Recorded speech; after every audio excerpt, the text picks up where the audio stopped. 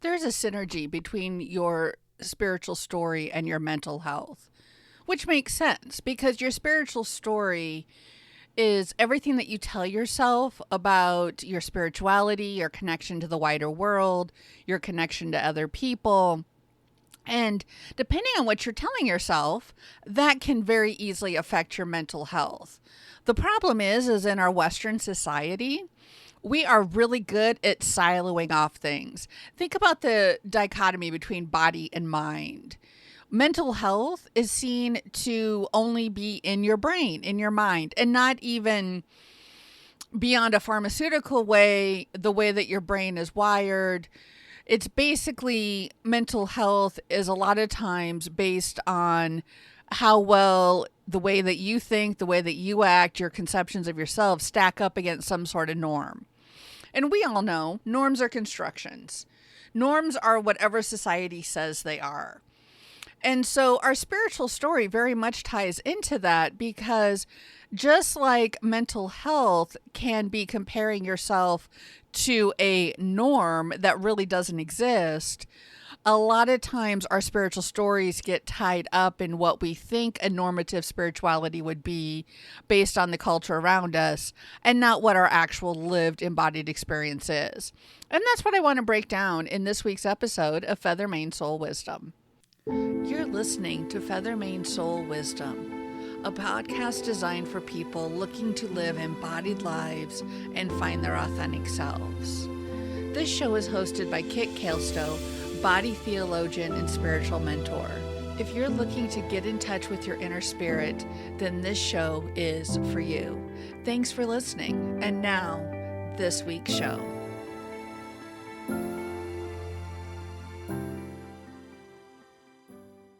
Hi, I'm Kit Kaelstow, and welcome to this week's episode of the Feather Mane Soul Wisdom Podcast.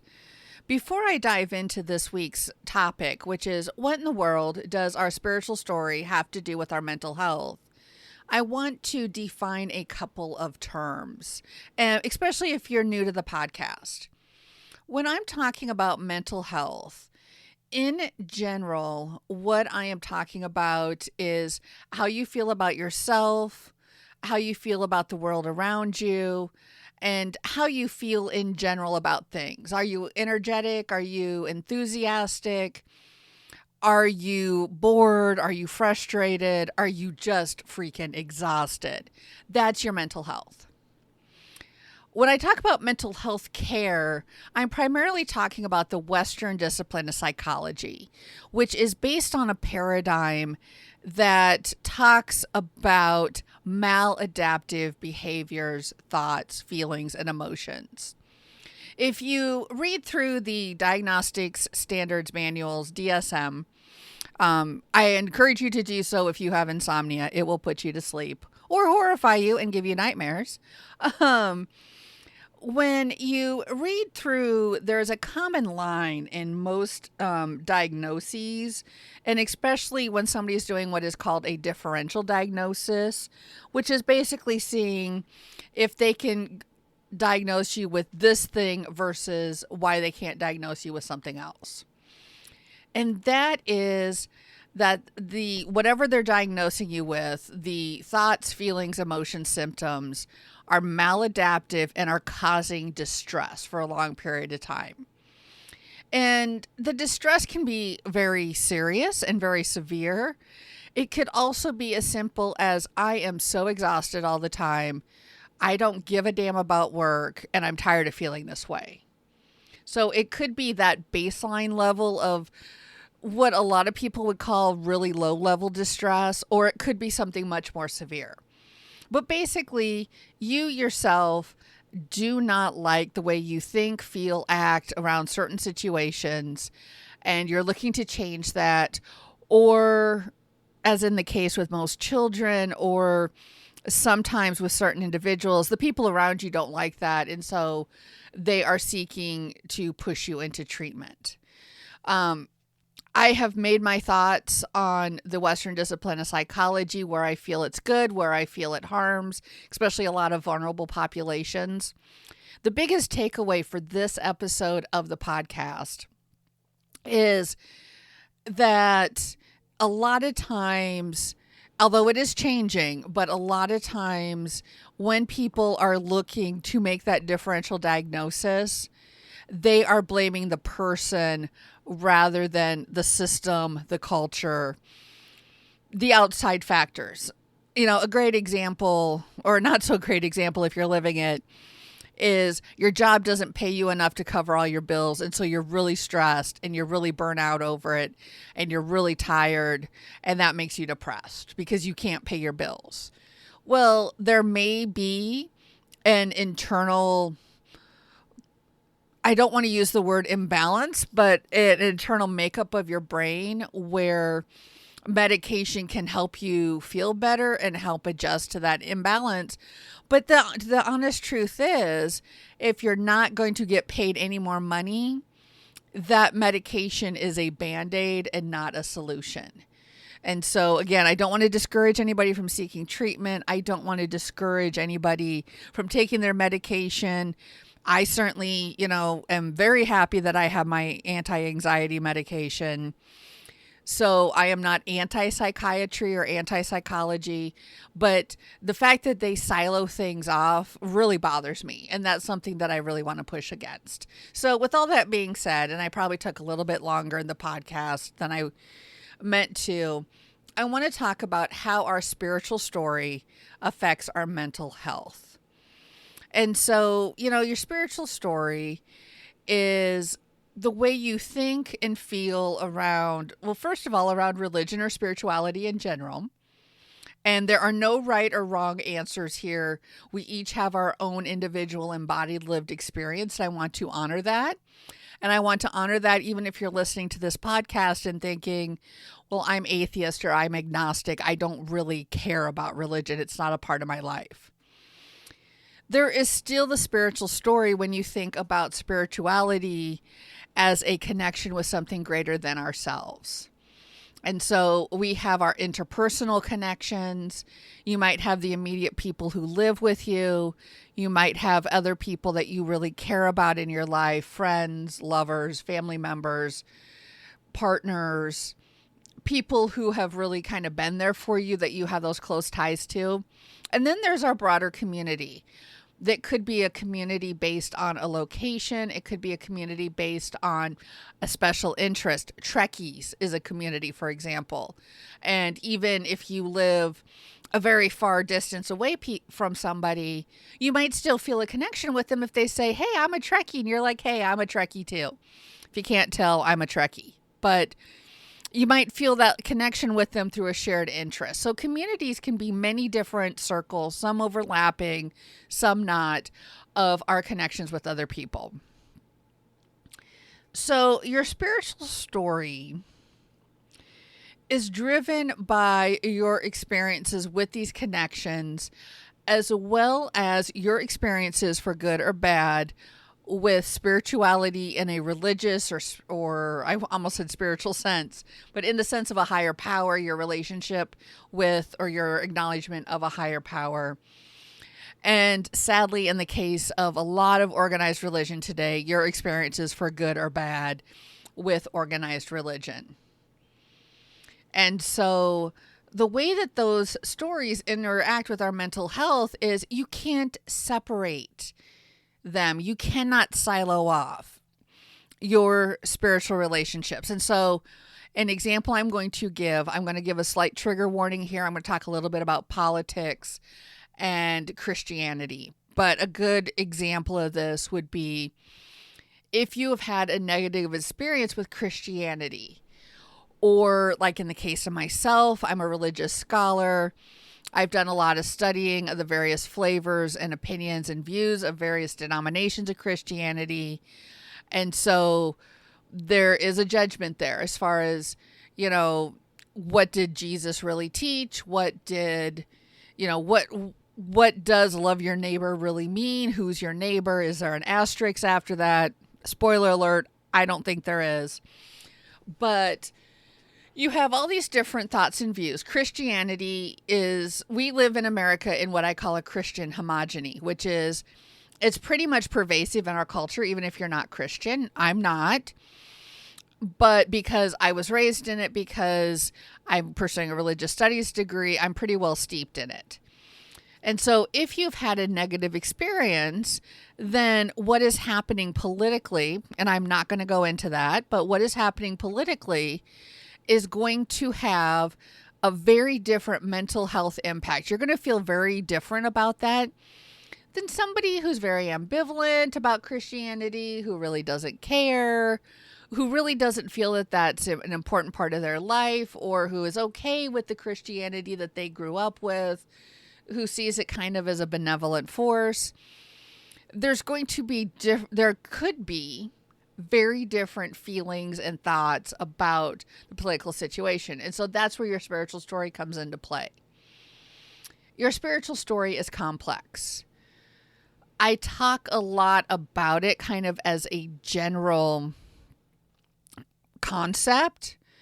But when you think about it, if you're listening to my voice, you have your own spiritual story, and that spiritual story is probably very different from mine in many respects. There may be respects where it's very similar too. And so when you think about that, we are messy, messy creatures. And I think that's the beauty of humanity, that in many ways we are complex and there's multi-layered and it's just messy and we're all just kind of traveling together. And so we all need to support one another. Our spiritual story is that way. And so of course it's going to impact your traditional mental health and mental health care. You may have a professional in your life who is willing to examine that with you, who is willing to look beyond their own biases, because we all have them, or they are going to completely ignore it and thus ignore a major aspect of your mental health care. Why am I talking about this today? Well, because my passion is helping people create systems of spiritual care. Because in our lives, we're basically told we need to do two things. We need to do this concept of self-care, which is things like spa, pampering, rest, taking care of yourself. But a lot of that is focused on taking care of your physical body. And then it will spill over into your mental health care. And I know I'm oversimplifying here, but a lot of times a lot of times self-care does not talk about the spiritual aspect of your life. And then we have all the work, and I put work in quotes, all the work-related systems of care, which really aren't care at all, to be honest. Productivity, the capitalist systems of productivity. Do more, achieve more. That's where a lot of the AI slop comes in, where you're supposed to use this computer to do your thinking for you, to free up your brain to think about other things. And yeah, we won't go there. But basically, it's to have you achieve more and more productivity in a capitalist society, which if AI is supposed to, if AI is supposed to basically eliminate our need for work so we have more leisure time, then why are people worried about us being more productive if we're supposed to have more leisure time? And there you just see an example of the silos or the dichotomy that our Western culture really loves to create. So we have people who are telling us to take care of our physical body. You know, have you showered today? Have you drank water? Have you taken your meds? Those are all great things. I hope you've done those today. But we also have these other people who are telling us to do more. Nobody is really talking about how to foster our connection with ourselves, with our spirituality, whether that is our connection to something larger than ourselves in terms of the universe or divine power or our communities or a cause or whatever. And yeah, there's people talking about that, but again, it's all being done in silos. And if you can't tell, I hate silos. It's my biggest frustration with academia. I read all these great books, really looking at and deconstructing certain aspects of certain religion, and they are done in isolation and not even in conversation with what's going on in the world at the time the book was published or what may happen. And I'm speaking of a lot of books on Christianity that like talk about the political aspects of Christianity but don't extrapolate. And that was just one of my big frustrations. And so that's why I feel like there's a connection between our spiritual story and our mental health. Because if you think, I've said it a zillion times already, but if you think about it, that nothing happens in isolation. Everything impacts everything else. It's like a pebble dropped into a pond. That pebble could be a certain event. It could be a certain person. It could be a thought. You put that pebble into the pond and those ripples ripple out. And you don't know where those ripples are going to go. I mean, if it's a pond, they're going to go to the edge of the pond.